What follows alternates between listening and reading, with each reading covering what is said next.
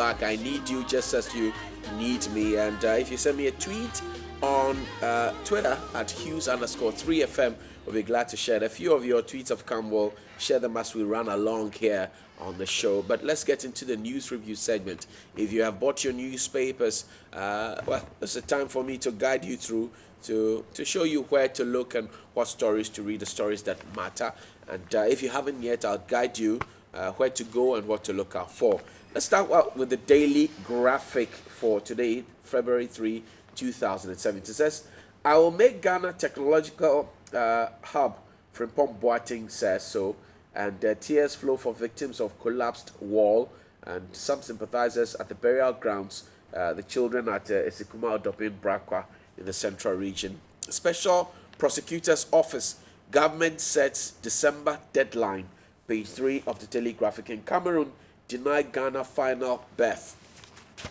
On the back page, Cameroon deny Ghana final berth. Yes, and yesterday that's sad and saw by to a tasty meal.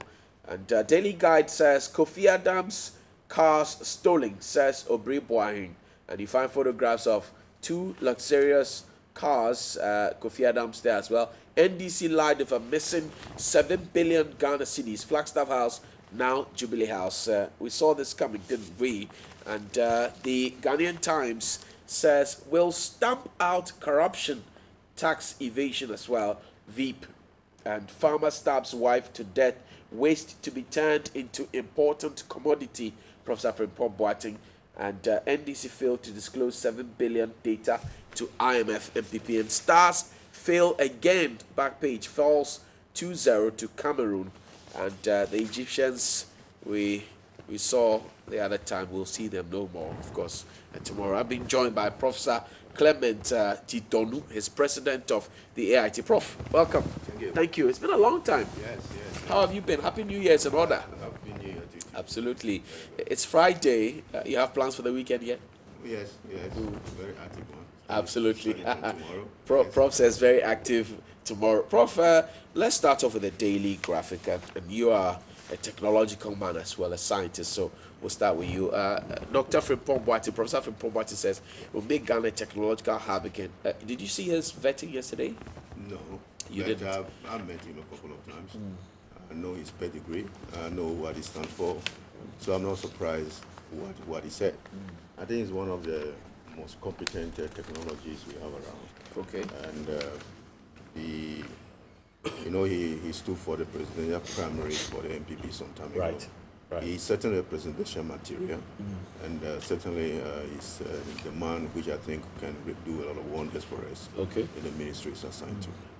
He's mentioned that we cannot make progress without science and technology. Yes. Is that an opinion you want to share? Well, I think that's becoming like a broken record now. Okay. This has been said over and over by most government, by most people, including myself.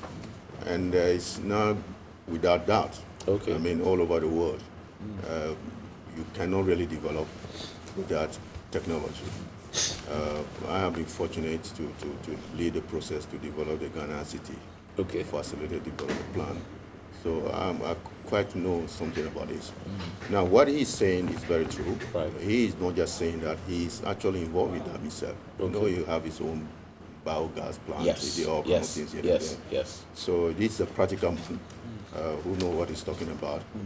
As to whether in the next 4 years his government can make some progress in that area, that one I don't know, because these things are not new. What they say are not new. They have been said over and over by various governments over the years. So we live to see. But He touched also on the preservation of land space for research. So the CSIR's land space says which has been encroached and all of that, it will preserve it. How is land important to research in any way? I mean, those of us who went to do social sciences, we know that we'll do a desk research, we'll go around into town and interview people, and that's about it, really. I'm not sure what he's saying. I know the CSIR have a lot of properties, assets. And see, when coming from let me say to the CSIR, the Atomic Energy Commission, all those big organizations, apart from building them up, he secured a lot of assets in terms of land for them. CSR actually own a lot of asset land in Accra, in other regions in the country. Yet they have a lot of encroachment over the years on some of their lands. In fact, in some cases, some various governments actually took their land to do other things. Why would they do that? Well, that's part of encroachment. Encroachment is not only private individual who encroach on land. Sometimes government can encroach on land which is designated for a particular agency. I mean, they are in power, so they say, well, we see that land is a very lucrative land, we want it for ABC. So certainly, if that's what he's talking about, yes, it's true. Could it be a case where the CSR doesn't make use of the land, so the government wants to find another use for it? It could be possible. It could be possible, because their lands are actually prime lands. Prime properties all over the place. Probably they may not be using it. Probably they also say that because it didn't give us money to develop the facilities. Right. Okay, so that's why it's lying there. Some of their properties need maybe maintenance. They are not being maintained. But the fact is that they are in a very prime locations, areas in Accra. That may be what he's talking about. But as to whether a research organization needs land, they need land to expand. You see, one thing about universities and research organizations, you continue to build it for a very long time. Right. I was telling someone recently, like, I went to a university which is about 400 years old. Which university is that? Well, I was at Trinity College, Dublin. And the last time I was there, they were still building it. Wow. So they are building it, research facilities, so and so. For institutions like that, you keep building it every now and then. So they may also need the land to make it as an exchange for some cash to develop other things. Legon has a lot of land. Certainly, we need land. Those institutions need land. Yes. Interesting. To wrap up on Prof, he says that waste will become an important commodity. And every waste product, he says, will become an important commodity. Have we gotten to that stage yet? Not yet. He is way ahead of all of us. Not yet. I just returned from China. I was looking at the biogas plants. Where they use all kind of waste. Animal waste, plant waste, human waste, to develop biogas to service the whole community. So I think that is what he's talking about. So certainly our waste, we even have a difficulty to know where to keep this waste. He's saying that, well, those waste could be turned into serious money. And he's even said that there is a possibility that we may even import waste, which we recycle into something else. Well, these are great ideas. As to whether they will do it, I will just leave to see. Certainly he has ideas, no question about that. If you look at the size of our state institutions, maybe like University of Ghana, Legon, like the GIJ, for example, the student population is huge. If we're using their fecal matter, for example, to generate energy, would that not be possible? Well, certainly we have a lot of waste around, which we are not managing very well. I think that's what the professor is talking about. But I really think that if we have the right institutions in place, the correct investment, the technological investment, we can do that. As to whether the next 4 years they may be able to make some inroad into that, I'm not sure. You remember, he is the Ministry of Science, Technology, and Environment, Innovation, which is much of a policy agency. But you may need some other agencies. I tell you talk about setting up some units here and there, advisory, policy advisory, and so forth and so forth. I think we are just at the beginning of something that is proposing. So let's see how it goes. Yes. Interesting comments there. But then there's always the issue of funding. Which, yes, money. So you have ideas, but where do we generate the money from? Because everybody else is trying to draw in the cash. Yes, certainly not for government. When you look at government funding for research, for example, the CSR in particular, I'm told close to 80% of the money they make available for CSR is for salary, not for doing the actual research. So money from government to support research over the years have been very abysmal. I mean, the AU, they stipulate that a certain percentage of our GDP must be devoted for research.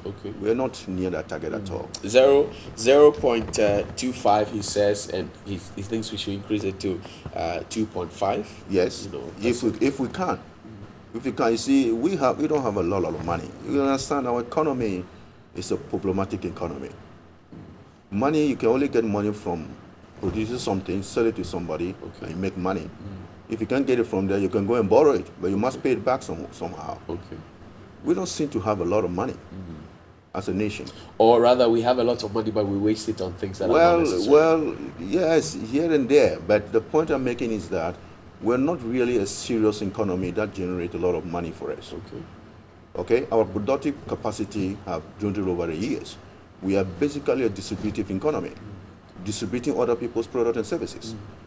So that is the seriousness we have. Okay. Now, because of that, we don't manage to get enough money to do a lot of the things we want to do. Right. Everything in Ghana seems to be a priority because they have been left undone for so long. Okay. So for me, we need money.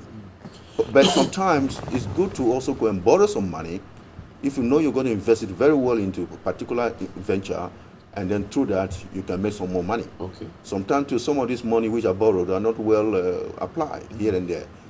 The important thing is that, the point I'm making is that our productive capacity, for a long time we have not been investing into it. We are purely a distributive economy.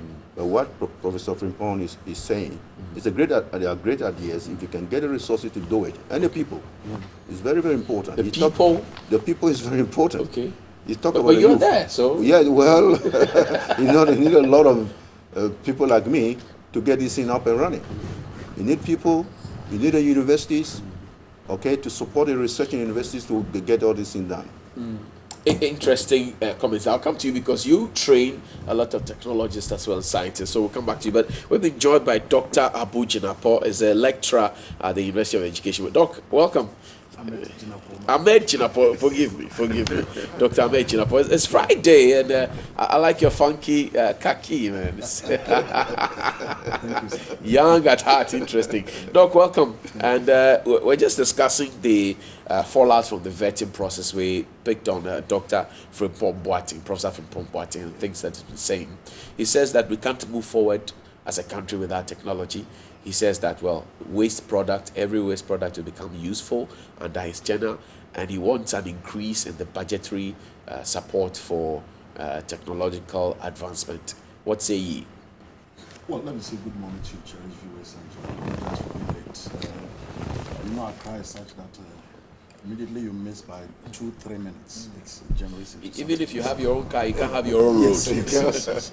I think, first of all, what Professor Frimpong Boateng is proposing is not something that is new. Yes. It's something that every country or society that aspires to move forward should be interested in. In fact, go to most of these advanced countries, one of the characteristics of a developed country is being able to manage waste. Right. It's very simple. Your ability to manage waste, and not just manage waste, but even to put it into productive use. Yes. And today, we have some countries that we are told even import waste because they don't have enough. I think this particular proposal being made by him should not be put in isolation. It needs to be contextualized within our sociocultural environment. Right. And when I say sociocultural environment, our attitude towards waste management. It's very, very important. He's looking at it from a very high, sophisticated point of view, where waste can be recycled and stuff like that. But my interest is, how can the ordinary Ghanaian in his own home manage waste? You go to such countries like Germany. Germany, when you go to any home, they have about 3-4 different waste bags. One for plastics, one for bottles, one for whatever it is. But in Ghana, even you have people who, quote and unquote, are big men. They sit in their Land Cruiser, they chew granules, and they throw it out. Right. So I think his proposal is one that is laudable. It's one that I believe it cannot be achieved within a very short period.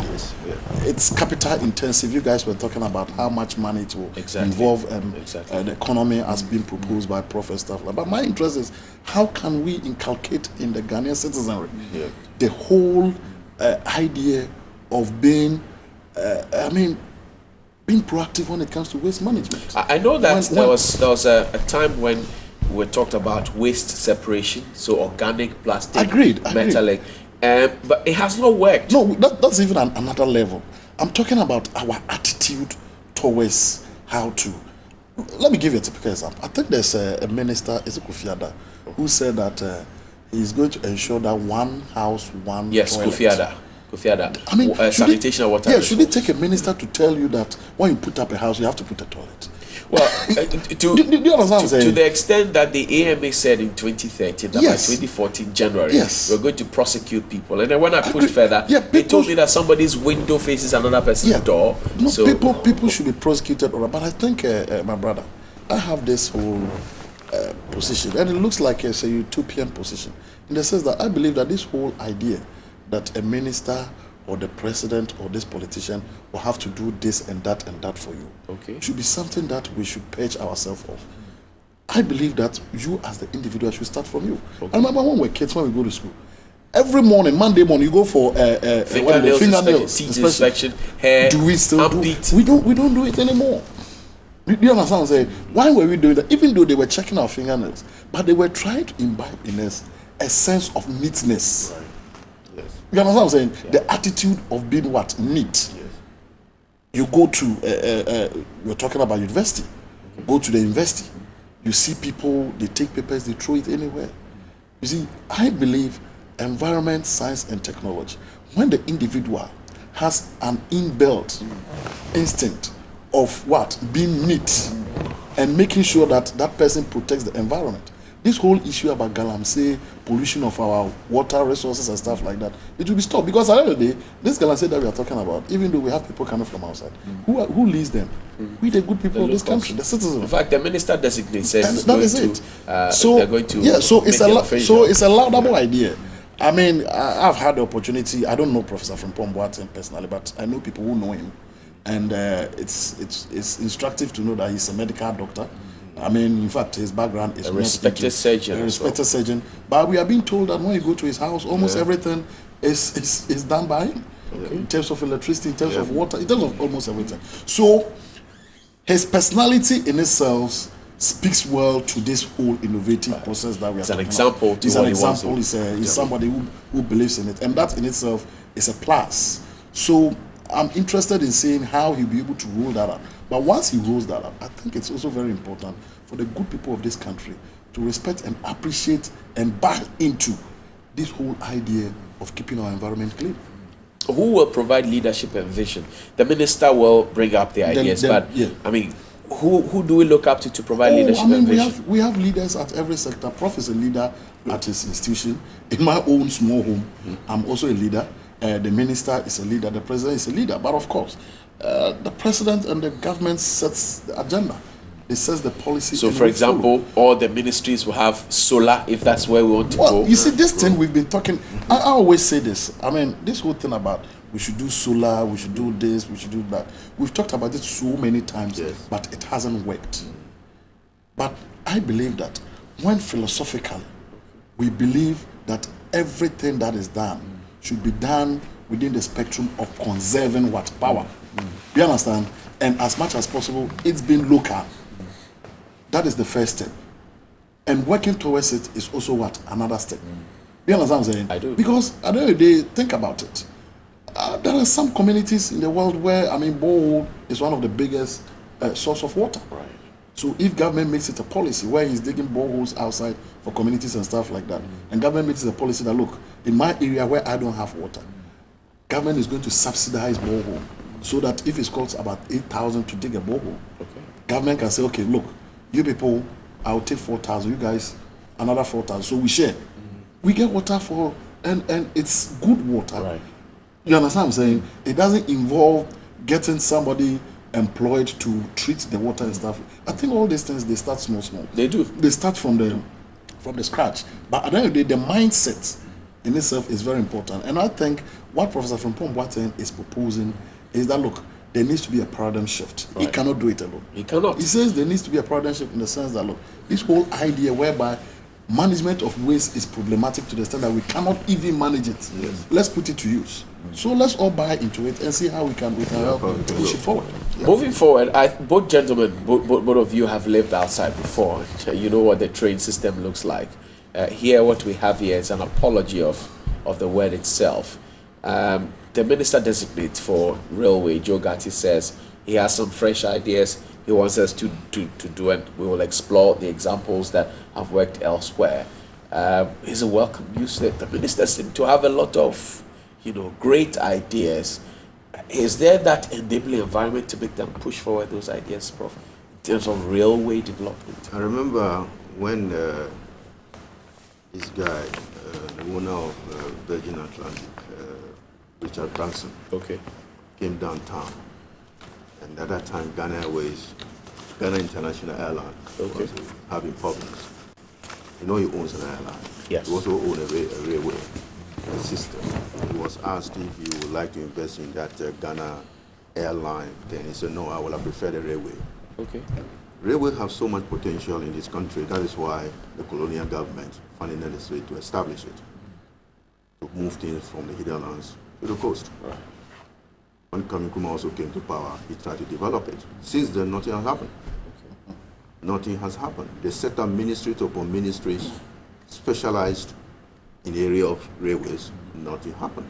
I know that the last administration, Yes. yes, they did a bit of work, Yes. in Takrady, and Yes, even yes. Prof procured some new coaches. Yes, but little stuff. Given the size of the country, given the importance of transportation, railway transportation in particular. Right. The pitch you showed earlier on this morning was just from what? Is it in Sawan? Yes, Accra to Sawan. Accra to Sawan. Yeah, Even back. that is not a railway. It's something else. So What would you call it? it's something else. You call it roller coaster, is that correct?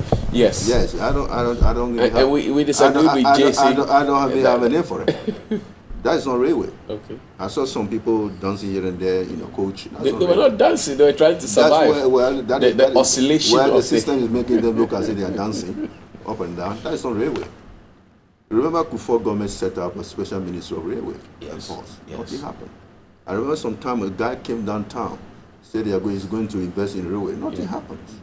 There was the Railway Development Corporation, which was set up by Prof as well. Yes. You see, you said something happened at Takrady, is that correct? Yes. How do you know about that? Because it's not measured enough, given the seriousness of the problem.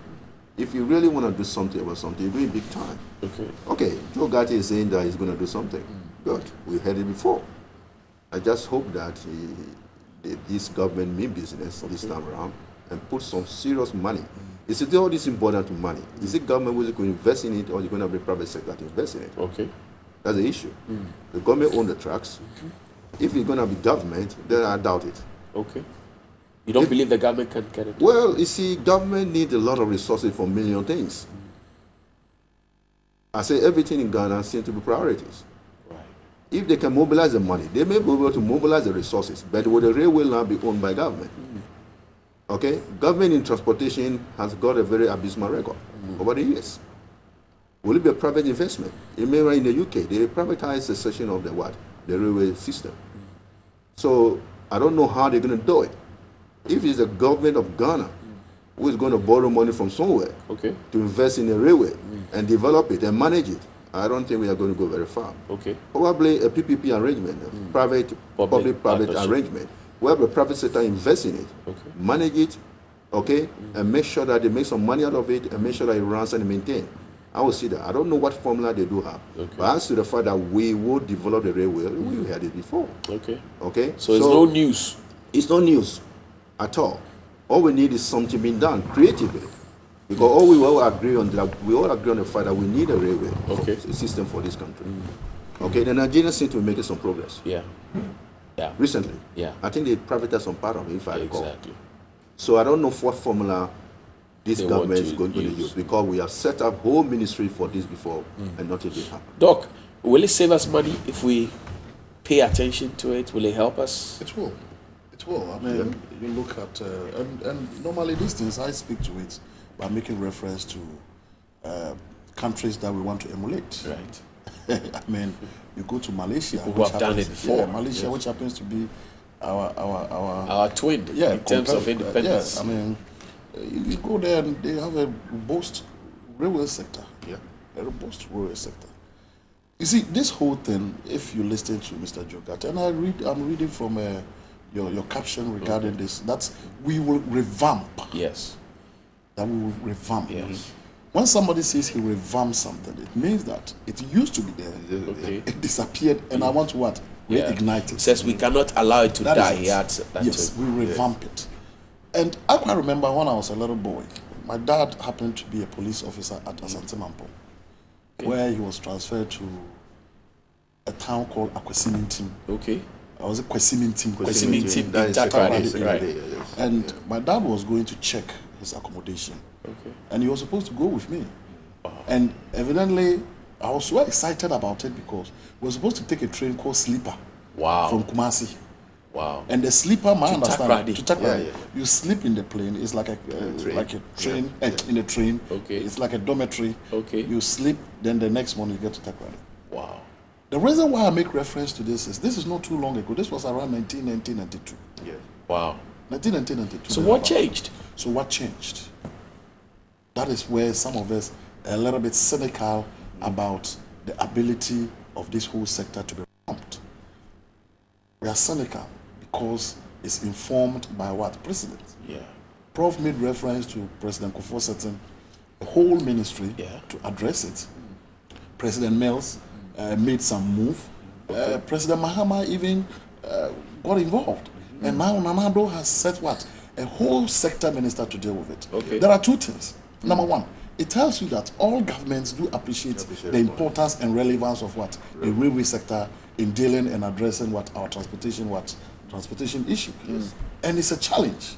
But it's capital what? Intensive. There's no doubt about it. It's capital intensive, and you need to have a lot of what? Commitment and dedication before you're able to do it. Okay. Look, I wished the minister the best of luck in his aspiration to revamp the railway sector.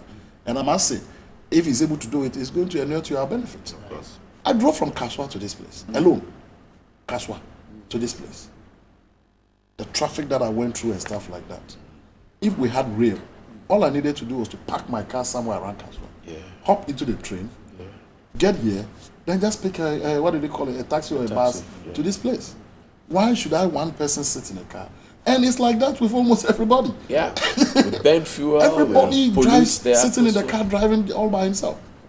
I think that whilst it's important and necessary for the real issue to be dealt with, I think we need to have a total reconceptualization of our whole transport system, especially within capital cities like Accra. Mr. and Jogati Kumasi. mentioned the Ayalolo bus system. Yes. And the minority leader agreed that during rush hours, we could, for example, have the buses, more of those buses out there. So we could help. Yeah, but ease up. I think this Ayalolu bus or whatever it is and stuff like that, they are just, they are too minute. Okay. Why do I say that?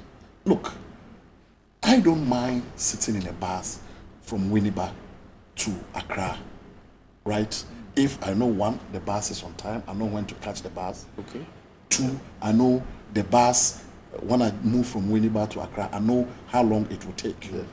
When you go to London, there are certain parts of London that you cannot enter with a certain type of vehicle. You are going to pay more. Right. Why are they doing that? They are trying to decongest the city. Exactly. Trying to decongest the city. In Ghana, we have one person who owns about 4 different cars. Yeah. 5. The person is coming to Accra downtown. He's driving. You understand what I'm saying? I think we need to have a holistic policy to address our traffic situation because, to be honest with you, my brother, it's becoming a menace. And who best to do it? I mean, Government. That's why we voted for the NPP government. That's why we voted for the Nanado administration. The MTTD at the Nima police station, Yes. a story we did earlier, they've had to ignore the traffic lights and do a manual There's control. nothing wrong with that. Because the periphery roads that flow into the main road it's not have only, more traffic. It's not only there. than- It's everywhere. That's why I'm saying that, look, if we can come up with a policy, this train is one of them. Okay. These buses that you are talking of, what is wrong with having buses? There's Wi-Fi, there's everything. Yeah. You understand? You can charge your phone. You can charge your phone and Yeah, stuff like you that. have it in Rwanda now. Yeah, that you sit Everything, in. yes. Why can't we come with a policy that if I go to park my car somewhere in Accra Central, Okay. Rollins Park, the amount of money that I'll pay should be 10 times parking my car somewhere so that you decongest the city. Okay. But once you come out with those policies, you should be able to come out with programs and alternatives that what? Prof, for instance, will prefer parking his car about 5 kilometers away. Right. But he doesn't care sitting in a bus that will take him to wherever he's going.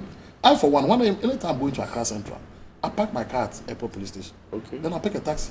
Okay. Because of the traffic that you go in and stuff like that. You understand what I'm saying? So I think at the end of the day, it's not about the entity. We voted for the NPP government to address all these issues. And the onus lies on them to address them. And if they are able to address them, they become the best government, and they'll always win the mandate of what? That's what it is. They'll be there forever. No, it's not about there forever. But if they are there forever and they are doing well, what's wrong with that? Do you understand what I'm saying?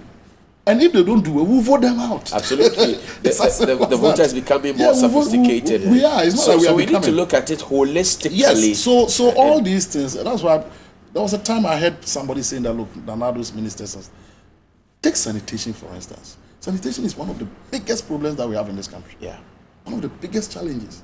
So if you have a sector minister, notwithstanding his budget, and is able to address sanitation as a menace, what is wrong with that? I agree. Moving on, tears flow for victims of collapsed wall. That's on page 16 of the Daily Graphic. And I'm sure you remember the sad incident that happened at Cape Coast, Central Region, Esikumwa Brakwa. Burial rites have been done for them, but there's even a confusion over where they should be buried. Some say they should have been interred in the school. Some say they should be interred in the public cemetery. There was no school there. The trauma that comes to them. But in all of this, we have not seen a single person who's been held accountable for all of this. And it is not just there. I keep making reference to a building at Tusu called the Cake House building. It's a giant 4-5 story, and it's nearly falling off. The AMA comes to inscribe ready for demolition. It's not safe, and then when the date elapses, it comes to wipe it and write another. I spoke with the mayor, I spoke with Numo Blafo, and they told me it has political undertones. So, but there are houses that are adjoining to that house. There are people who are living in it, really. And this is a serious example of 6 children who, through no fault of theirs, went to school and they have died. We didn't know how they were going to help the country. We didn't know what they were going to become in future. And nobody has been held accountable. And it will go away in 2 weeks, trust me. Prof. Well, it's sad. You see, the problem we have here as people is not about rules. It's about following the rules. I mean, Doug just spoke about policy. We have a number of these policies. Right. When you go to every ministry, I'll come back to this point. When you go to every ministry, they have piles and piles of policy. Right. One thing the World Bank and all of these UN agencies do for us is to assist us in writing policy on this, policy on that, policy on that. I'm sure when you go to the Ministry of Transportation now, you're going to have a lot of these policies implemented. It's the same thing about rules. Okay. We have the rules. We have the bylaws. The AMA you're talking about, they have all the bylaws. Right. You say what? Political undertones. Exactly. What about the bylaws? Are you willing to apply the bylaws? I don't think they are willing. They are not willing. And that building sits at Tusu right now. Very good. You see, that is the way we do things. The rules are there. We sit down and stare at them, tiptoe around them, and talk about something else. Okay? So, for me, this particular incident, when you check very well, somebody broke some rules. Yeah. And nobody checked that somebody who broke the rules and made the person accountable to it until something seriously happened. And even when the thing happens, there are rules about how we're going to go around this. Right. Even that to somebody. The minister is promising to build them a new structure in that part of town, and I think that will settle it. Maybe nobody gets punished for That's it. it. Nobody gets punished. You see, so that is the way. And then sometimes we have not applied the rule for so long in a lot of cases that even when you apply the rule, people say, "Why are you applying the rule?" Okay. You're actually the odd person. What are you talking about? For doing the right yes. thing. Sometimes people say, "You think the country belongs to you?" So we have rules. We have rules from the colonial days to now. We have rules, we have guidelines, we have bylaws, how things must be done, how things might not be done. We talk about writing on walls. Yeah. A friend told me that when you are building, probably you write on the wall yourself, stop work. Because writing on your wall, stop work, means it'll cost you money. Okay. You know what money? Money to government coffers? No, it doesn't work like that. When you go to a lot of areas in Accra, which is developing, Okay. there's stop work written all over the buildings. You ask yourself, why is it that we're always bidding somebody come and say stop work? Yeah. Because that's the way it's done. And there's actually a cap. Once stop work is written, within 14 days, Yes. with or without explanation, it has to come down. Yes, but that is a rule. It doesn't come It down doesn't come anyway. down. Because the guy even writing stop work knows that it's not supposed to come down. It's for you to do something. To sort out. Of course, that's the way it works. So we all know this. You see, in this country, when something happens, then we go tiptoe around it. Say, what is this? What is that? We all know exactly what is done, what's supposed to be done. Right. We all know what we have not been doing. Okay. We all know these things. Rules, we don't follow rules. Even in cases of somebody follow rules, that person is castigated. So all this thing you're talking, the Osu example you're giving, you say, well, political undertone, what Exactly. political undertone? Exactly. Is that also a rule? I want to talk about even a library at Okankwe South. Yes. It's been there for 8 years, built with the public funds. Yes. It's at Okankwe South under Honorable Ahmed Atta. And the library has been there locked. And the schools around the area, the academic standards keep dwindling. And you're academics, so you understand this. It keeps dwindling. And the library is locked. And they have locked political horns. So the library can't be used. Everything in there is rotting away. And it's become a safe haven for all manner of riffraffs. Yes. So, well, for me, if we can just follow just few of the rules that we got, we'll go a long way. You see, this is a nation state, a collection of people. Right. We came together to form into something called a country called Ghana. We need rules to guide us so that you don't do something against me that I cannot ask for recourse. We need rules to say that this is the way we want to do things. We need rules to say that you don't park your cars here. We need rules to say that for this particular city, we need a number of car parks.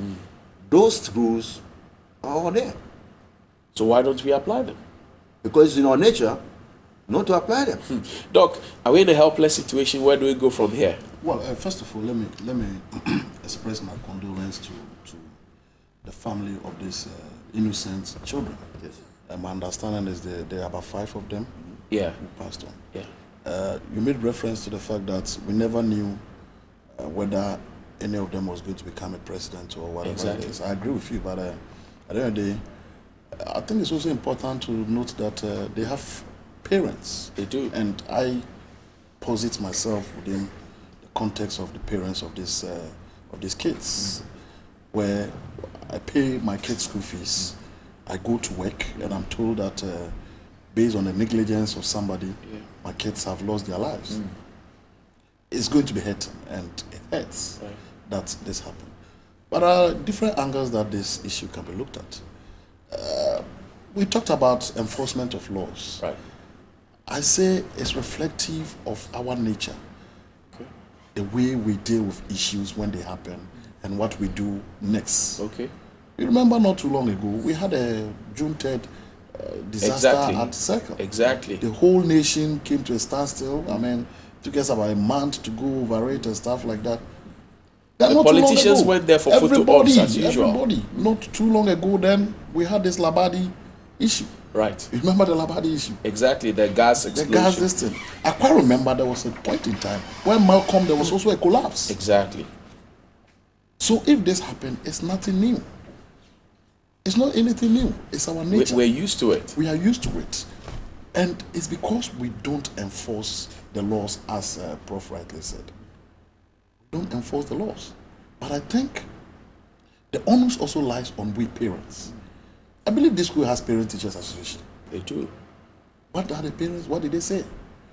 They saw the building and they kept quiet. Characteristic of the Ghanaian. Unless there's problem, nobody says anything. Give it unto God. That is it. So I think it's very, very unfortunate. And most importantly, I speak to this issue because that is my area. We are talking of kindergarten. Right. I think there's this whole behavior, whether consciously or unconsciously, where Ghanaians, and most especially people in authority, tend not to give much credence and attention to kindergarten education. I agree with you 100%. Yeah, when you go to most of the big institutions, Even, you know, it's a policy that every primary school should have a kindergarten attachment. Right. KG1, KG2. Right. But go and look at the conditions They there. don't have. And even those who have, they The will either use conditions- people who are not schooled. That is it. Child psychology, That the is it. pedagogical approaches. Yes, the conditions are so bad. And it's unfortunate and regretful. And I think as a people, if we have come to accept kindergarten education or early child education as the foundation of every successful educational program, and there's no doubt about it, every research or empirical study relative to this issue have been categorical that kindergarten education is so influential in determining what the success of Doc, every... is it perhaps a point where we need to start, maybe, you know, for those who can't get through with the aggregate 24 or better into the universities to learn about it, try and create special packages for those who are already in it so they can get, because there are packages. the formative years of the child. Listen, there are the children packages. go to school Sure. at formative years, Yeah. and they come back because the teachers are not properly Yeah, trained. yeah. They come back, they've gone to learn insult and all manner of things. So, I do not want to digress so much into early child education, but the fact of the matter is that today, as we speak, we have programs organized by the University of Education. We have early child education, of which I head that department. Right. We have certificate, we have masters, we have bachelors, we have diploma. do they participate? They participate in everything, but the fact of the matter is that early child education is in its embryonic stage. It's one of the newest programs that we have, Right. and people still do not more or less see it as a very important program. And it even happens even within the context of policy. Right. That is why most time when you go to most of these schools, you see the children packed in a building that is dilapidated and stuff like that. It's unfortunate. But I think people need to be held accountable for their actions. Absolutely. And that is where the argument that you make, that who is to be blamed for this and who is going to be held accountable and responsible, is something that we need to ask for. Right. And I think the action should come from the parents. But instead Doc, of just parents sharing tears and saying, but Doc, on the note of policy, you know, if you want to practice as a surgeon, you need to be licensed to practice. If you need to practice as a lawyer, you need to be licensed to practice. It looks as if in the media, for example, I mean, people wake up and they call themselves journalists and broadcasters without having no training. It seemed to be the practice also in the teaching field, where you go to most of those private schools and you have people who are school dropouts, SS leavers, who will become teachers, especially for those in their formative years. So kindergarten, primary 1, 2, 3, 4, 5, up to 6. The school, by some reason, believe that, oh, these are children, so if we get somebody to just, you know, handle them. Where are we going? Is it time we need to push for a certain regulation of policy to streamline the fact that I agree with you, but you see, there are some occupations, I use the word occupation, that people tend to classify as professions. Okay. They are not. Okay. There are certain tenets and characteristics of what profession. Right. And one of them is that they regulate entry and exit. Right. One of the main characteristics of a profession is that they regulate entry into that occupation and exit. So when you take something like medicine, medicine is not that an easy occupation to become a medical doctor. Right. Law and all those kind of things. But teaching is easy. Anybody, as we said, can just get up. So far as you can speak and write, you start. The problem or the challenge that we have in this country is that we have a huge deficit when it comes to teachers. Okay. Even though today we have graduate unemployment, the University of Education will chains out a whole lot of teachers, but they are still not employed. Right. But at the end of the day, we have a huge deficit. I can give you if it comes to early child education, for instance, early child education today as it stands, we have just about 20% of them who are professional early child educators. In the sense that if you go and do social studies or basic education and you come and teach at the early child level, you are not a professional early child educator. Okay. Because you need to be a professional early child educator. Right. You have to go through the program and stuff like that. Right. So we'll get there.